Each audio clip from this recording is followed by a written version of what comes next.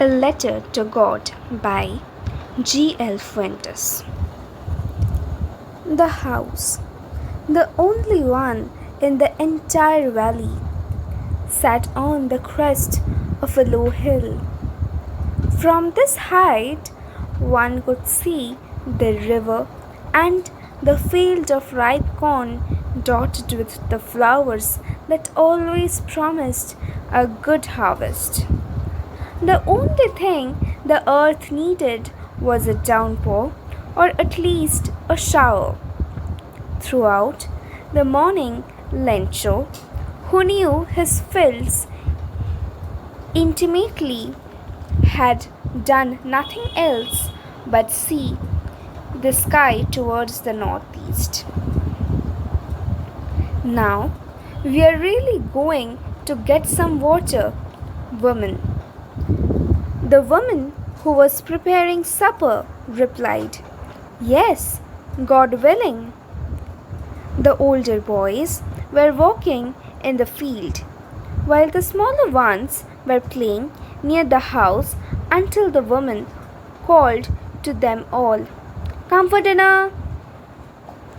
It was during the meal that, just as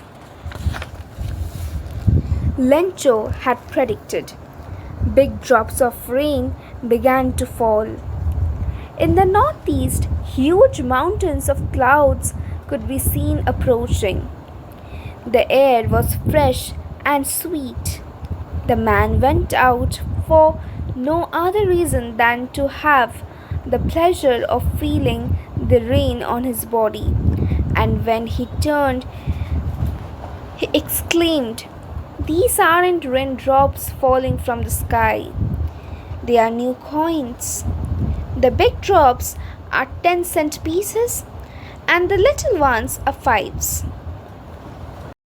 With a satisfied expression, he regarded the field of ripe corn with its flowers draped in a curtain of rain. But suddenly, a strong wind began to blow, and along with the rain, very large hailstones began to fall.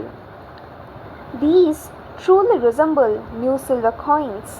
The boys, exposing themselves to the rain, ran out to collect the frozen pearls.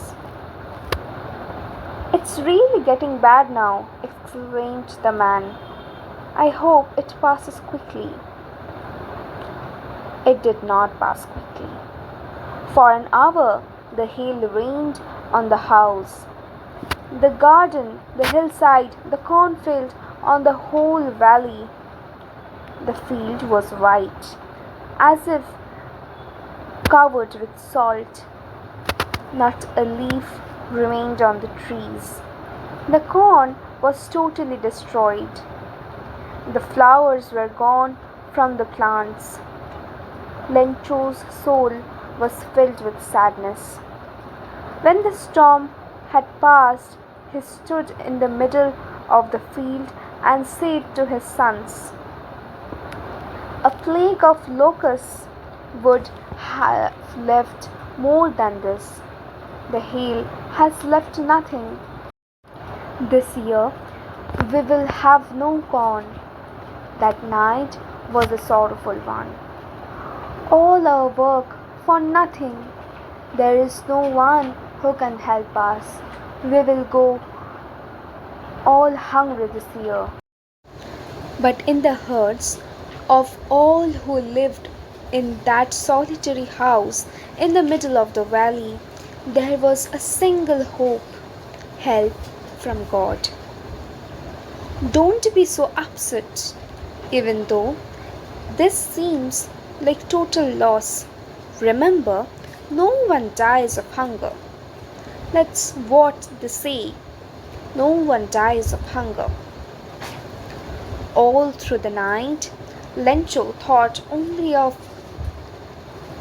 this one hope: the help of God, whose eyes, as he had been instructed, see everything, even what is deep in one's conscience.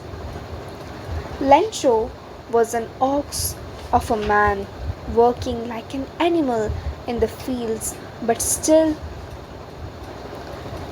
he knew how to write. The following Sunday, at daybreak, he began to write a letter which he himself would carry to town and place in the mail. It was nothing less than a letter to God. God, he wrote, if you don't help me, my family and I will go hungry this year. I need 100 pesos in order to sow my field again and to live until the crop comes, because the hailstorm. He wrote to God on the envelope, put the letter inside, and still troubled, went to town. At the post office, he placed a stamp on the letter and dropped it into the mailbox. One of the employees, who was a postman and also helped at the post office, went to his boss, laughing heartily, and showed him the letter to God. Never in his career as a postman had he known that address. The postmaster, a fat, amiable fellow, also broke out laughing. But almost immediately he turned serious and, tapping the letter on his desk, commented, "What faith!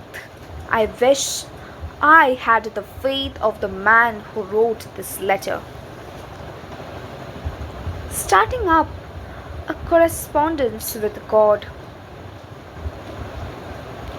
So, in order not to shake the writer's faith in God, the postmaster came up with an idea. Answer the letter. But when he opened it, it was evident that to answer it, he needed something more than goodwill, ink, and paper. But he stuck to his resolution. He asked for money from his employees. He himself gave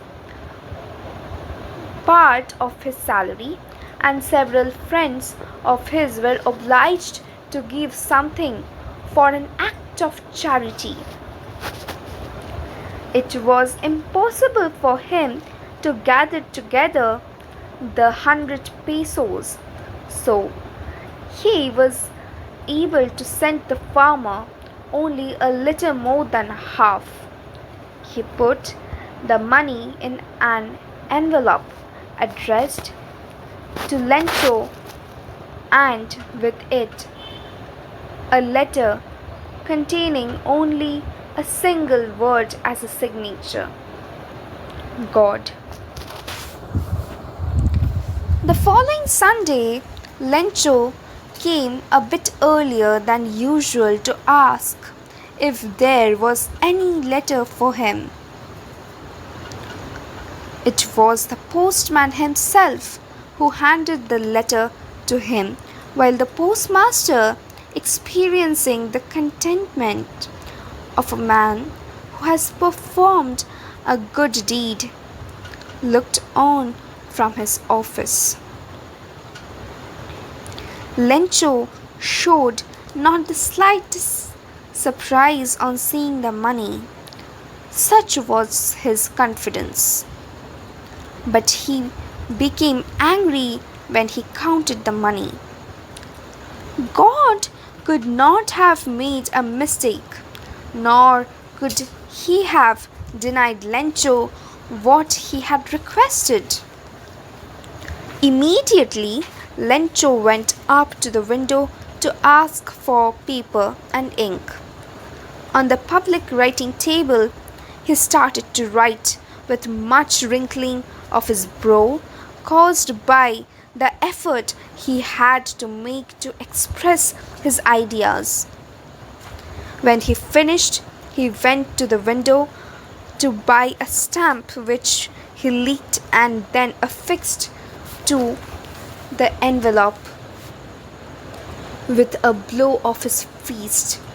The moment the letter fell into the mailbox, the postmaster went to open it. It said, "God, of the money that I asked for, only 70 pesos reached me. Send me the rest since I need it very much. But don't send it to me through the mail because the post office employees are a bunch of crooks." Lencho.